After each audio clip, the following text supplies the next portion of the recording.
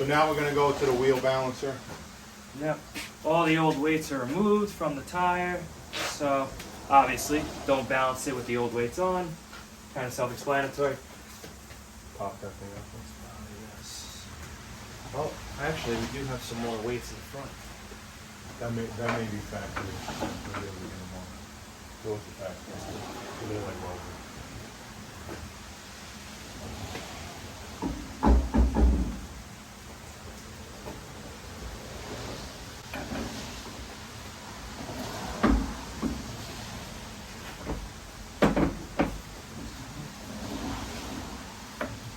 So on the balancer you have obviously that metal cone that you just saw me put on. Of course you want to try to get that. The purpose of that is to try and center it on the spline here.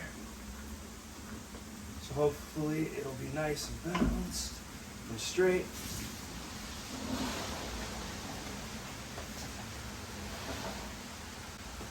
Make sure it's nice and tight. Since these are relatively new wheels, of course they spin nice and straight, no real waves in them. But don't let that fool you, because of course they'll probably still need a considerable amount of weight just because. Oh, and also, whenever you're doing this, you have 3 different modes. So the first one that you'll see right here is from the back. So with this little tool on there, you just measure that, and that obviously is 4 inches. And then of course if your rim is different, then it'll be a different size. Then that is the first measurement. You just press that and then you enter in your number, 40.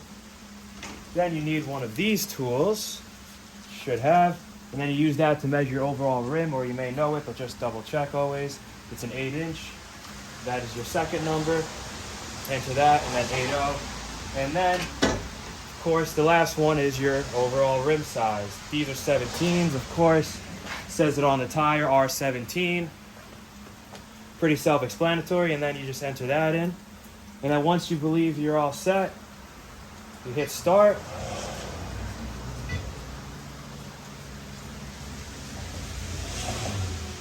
So this rim is pretty decent, actually. It only needs 3/4 weight.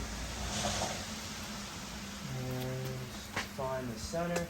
So on this machine at least, and most many like it, this little arrow will illuminate. You have to spin it until all the bars fill up, and then right there. And then what you're going to do is take your weights and then you're going to place them right in the middle. There's a line on the machine, so you try to place it basically right here on the underneath side. What he's going to do right now is he's going to clean it so that way we can let the weights stick without any issue. Because the back of the rims are all full of brake dust. Always. Get the tiny ones, so you get 3. So since it's 70.75, we're going to take our quarters, crack them this way, so that way they're nice, the adhesive stays. Then you just peel them off. Make sure you line it up with the illuminations on the machine. And lean against the tire.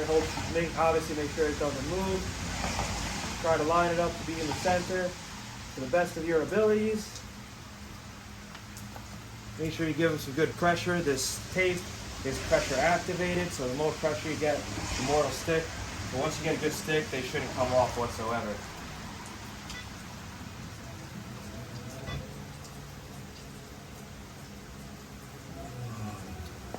All right, and then now you will see that if you did everything right, the fruits of your labor will show that you spin it around and it'll zero out.